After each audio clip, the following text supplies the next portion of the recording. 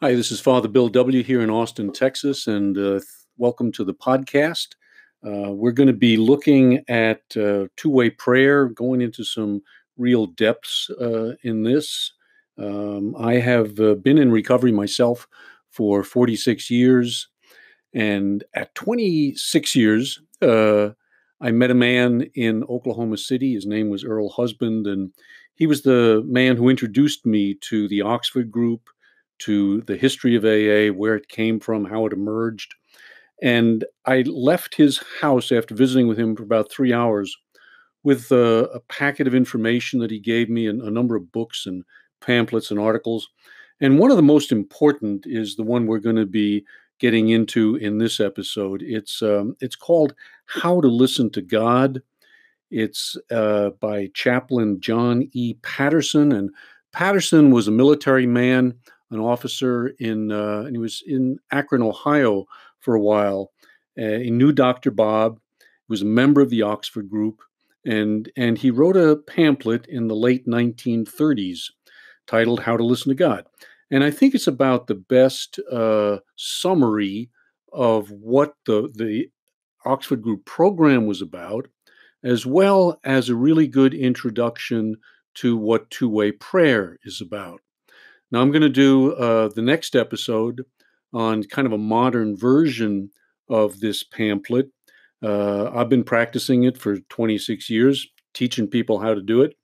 But I always give them a copy of this pamphlet because it's important to know that I'm not just creating something new, my own opinions on things.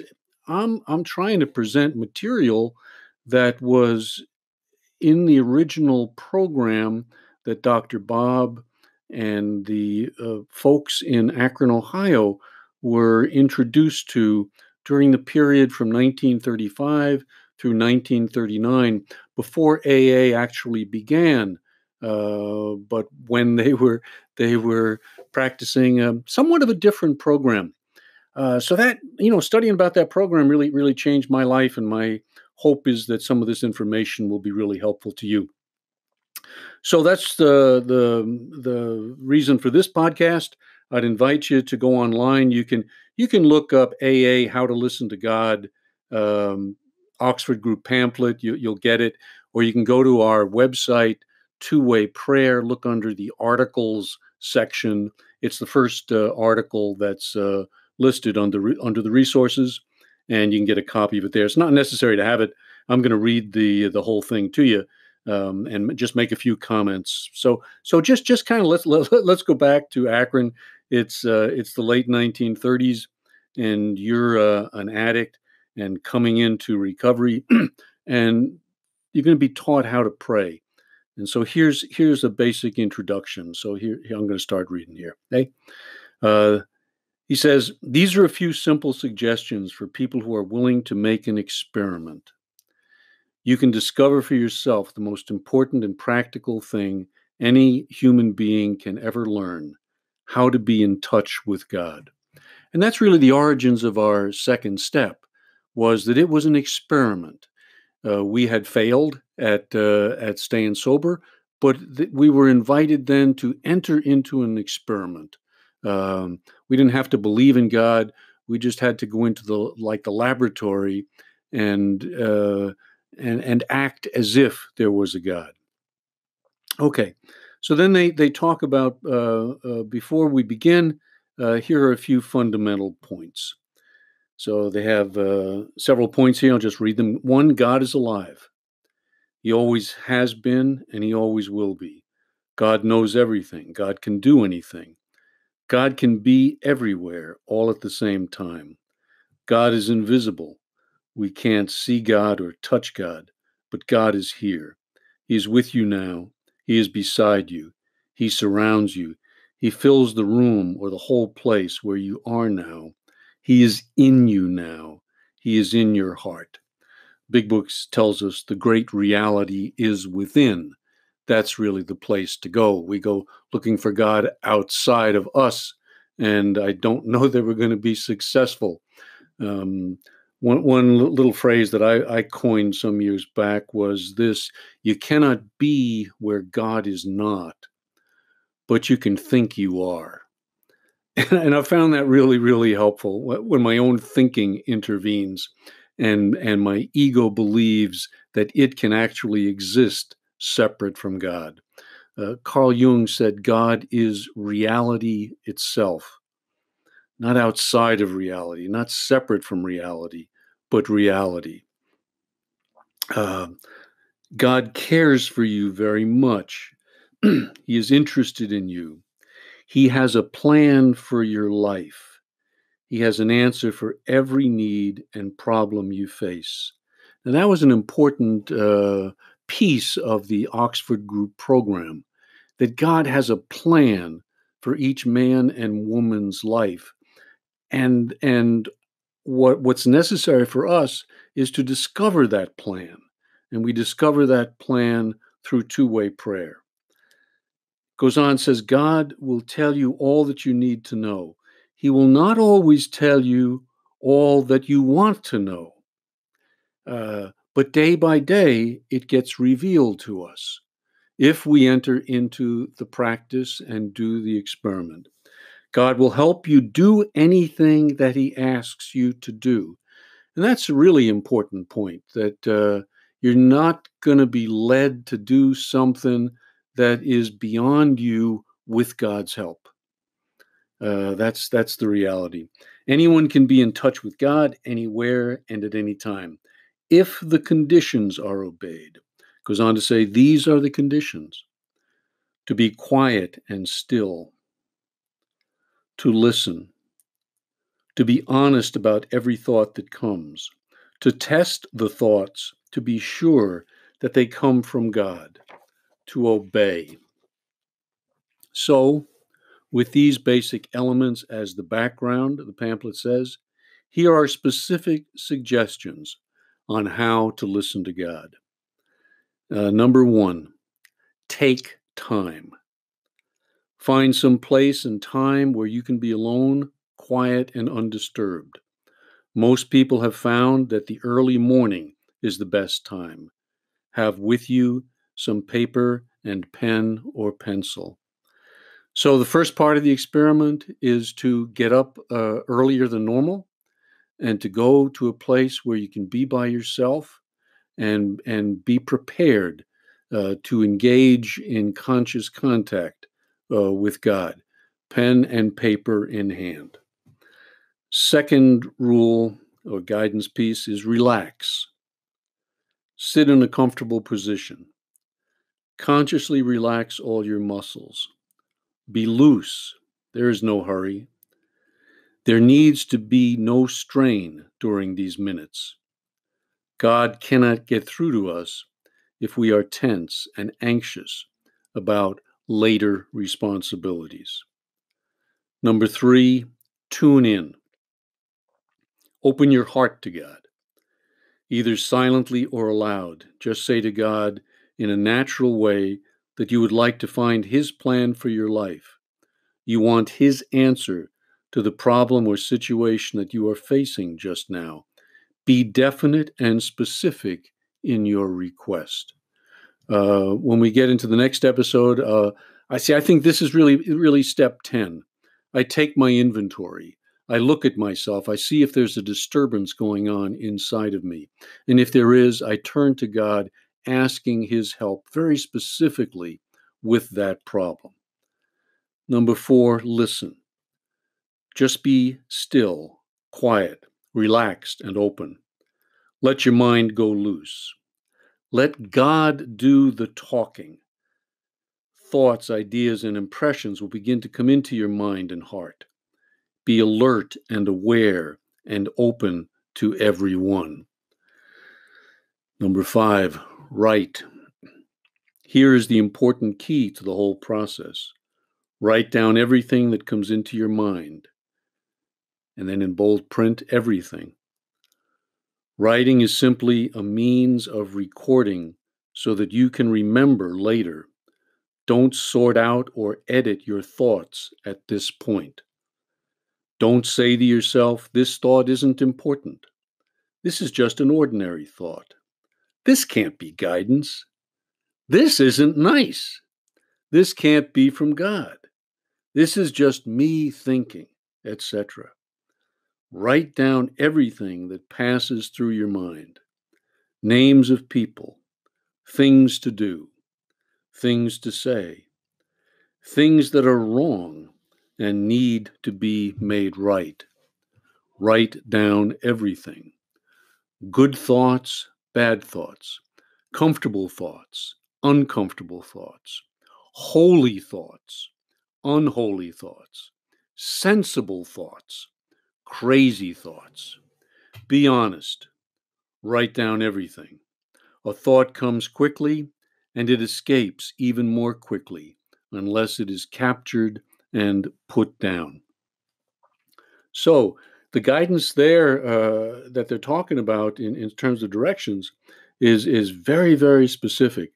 When they were sitting down and writing, they'd pick up their pen or pencil, they'd have their notebook there, they would ask God a question, ask for help, and then they would begin to write, to open their mind, to open their heart to His presence, and to begin recording in their notebooks all of the thoughts that come, without editing those thoughts, without judging those thoughts, but simply writing them down.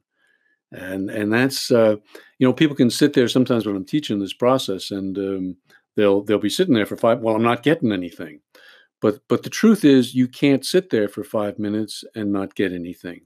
Some thoughts are going to come into your mind in the beginning, and this I think is really important. Simply write those thoughts down. We're going to edit them out later, but not at this point. Just write them down. Write them down. If God were to speak, what would He say? And then enter into a listening mode, as I would call it. All right, once that's done, this is number 6. It's called test. When the flow of thoughts slow down, stop. Take a good look at what you've written. Not every thought we have comes from God. So we need to test our thoughts. Here is where the written record helps us to be able to look at them. Are these thoughts completely honest, pure, unselfish, and loving? Now, those are the 4 standards, the 4 absolutes that were really the heart and soul of the Oxford Group program. And really, that's what was translated into the steps, how to become honest, pure, unselfish, and loving. You won't see the 4 absolutes in the program, but they really undergird the entire program. Usually in the big book, we're asked to look for their opposites. Are these thoughts in line with our duties to our family, to our country?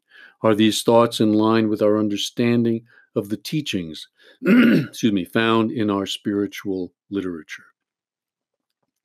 So you're going to test the thoughts. If a thought is not honest, unselfish, loving, pure, it can't be from God. Throw it away. It's got to be from the ego mind. But what you're really trying to do in this process is park your ego over to the side and allow the unconscious to begin to surface. And so it's just free writing. We're going to sort it out. Allow it to come in. And what I was surprised, and many people who do it are surprised, is that boom, there'll be a thought there. Where did that puppy come from? And it's going to just kind of stand out, shine out. It's been something that I've been avoided, didn't want to look at. Number 7, check. When in doubt and when it is important, what does another person who is living two-way prayer think about this thought or action? More light comes in through 2 windows than one. Someone else who also wants God's plan for our lives may help us to see more clearly. So Dr. Bob's wife, Anne, she would call people she was working with every day. Did you get anything, Helen? What came through to you? And if it's a big piece of guidance, it certainly warrants attention and it warrants consultation. If I get moved to Chicago, I better check with a few people before I start packing my bags. Talk over together what you have written. Many people do this. They tell each other what guidance has come. This is the secret of unity. I mean, that was the purpose, in large part, for the gatherings and the meetings that they had, not to give their opinions about this, that, and the other thing, but to share the guidance that they had received. There are always three sides to every question: your side, my side, and the right side. Guidance shows us which is the right side, not who is right, but what is right. Number 8, obey. And this one's really important. Carry out the thoughts that have come. You will only be sure of guidance as you go through it. A rudder will not guide a boat until the boat is moving. As you obey, very often the results will convince you that you are on the right track. So if I get a piece of guidance and it's uh, nobody's going to get hurt by it. I'll give you an example. This came early in my own process when I first began doing this work. So it's a Saturday morning. My wife and 3 kids had gone up to Dallas, and I was alone at home, and I'm doing my writing, fairly new at it, and I'm at that point I'm writing down every single thought that comes. I'm not as apt to do that today, and we'll talk about that in the next episode. But I'm writing down everything, and a stray thought runs across my mind, and I write it down, and it seemed kind of crazy. It was plant a tree. So when I went back over my written guidance in my notebook, I looked at that thought, and I was going to dismiss it. Well, there's a crazy one that just flitted across the screen in my mind, but it wouldn't let go. Plant a tree. It had kind of, they used to call it an illuminative thought. It's like it has light around it, and that one had it. Because what I immediately said to myself was, well, I'd feel stupid if I planted a tree. Then the next thought in my mind was, well, Bill, it would be good for you to feel stupid. You like to feel smart. And so it's like, oh my God, I'm going a little deeper into this thing. So long story short, I decided to act on the guidance. I went to a nursery, bought a scrawny little tree. It was on sale, and I came home feeling stupid. But I dug a hole in the middle of the backyard and planted the tree. And for 20 years, I would say, something like that, every time I walked by that tree, I thought of my obedience. I thought of God. And had I not done that, um, that sense of connection would never have been there for me. I kind of called it my obedience tree, and it gave fruit. It was a lemon tree, and every once in a while it would produce some fruit. And man, um, it was conscious contact. I mean, what else can I say? So you follow it out. You follow the guidance. Particularly if it's nobody's going to get hurt. And it says in the big book, God, when we're new at this thing, we may do some foolish things, but God takes delight in our doing them. So it's part of bringing my ego mind under guidance, under direction. Number 9 talks about blocks. What if I don't seem to get any definite thoughts? Guidance is as freely available as the air we breathe. If I'm not receiving thoughts when I listen, the fault is not God's. Usually it is because there is something I will not do, something wrong in my life that I will not face and make right, a habit or indulgence I will not give up, a person I will not forgive, a wrong relationship in my life I will not give up, a restitution I will not make, something God has already told me to do that I will not obey. So there's the blockage, and Bookman, the originator of the Oxford group, used to say he's dealing with constipated Christians. I love that phrase. And what he was saying, there's some blockage, something that's getting in the way between God and ourselves. Find that blockage. This is what half of the steps are about. 4, 5, 6, 7, 8, 9 are all about finding the blockage, identifying the blockage, and removing the blockage. You know, and it's extremely important that's what we have to do in order for this conscious contact to become stronger and stronger and stronger. Number 10, mistakes. Supposing I make a mistake and do something in the name of God that isn't right. Of course we make mistakes. We are humans with many faults. However, God will always honor our sincerity. He will work around and through every honest mistake we make. He will help us make it right. But remember this, sometimes when we do obey God, someone else may not like it or agree with it. So when there is opposition, it doesn't always mean you have made a mistake. It can mean that the other person doesn't want to know or to do what is right. Supposing I fail to do something that I've been told and the opportunity to do it passes, there's only one thing to do. Put it right with God. Tell him you're sorry. Ask him to forgive you, then accept his forgiveness and begin again. God is our Father. He is not an impersonal computer. He understands us far better than we do. So, what I do in my notebook is I write down the guidance specifically. It's like the big book says. We look to the day ahead, and I'll do that. I'll look at the next 24 hours, what's coming up. Imagining in my mind, I'm going to meet with so and so. Is there someone I need to call? What do I need to do? What is your guidance for today, Lord? And I write down several things. I put a little box next to it, and then either during the day or the next day, I check it off. Did I do it? Well, I'm here to confess that sometimes I didn't do any one of 6 things. I mean, it's been that bad in my life. Here I am, God's guiding me to do several things, and I basically say, no, I know better than you. I mean, there's the ego. You want to meet your ego? That's where I do it, is when I'm not following through on my guidance. And I have to remember this part of the thing. And I did that this morning. I had 5 or 6 things to do. I did 4 of them, but I didn't do the 5th one.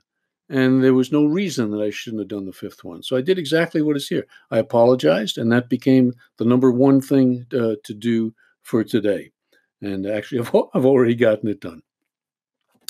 Number 11 in the pamphlet, results. We never know what swimming is like until we get down into the water and try. We will never know what it is like until we sincerely try it. And that's what this guidance piece is really all about. You need to try it. You need to do it with an open mind.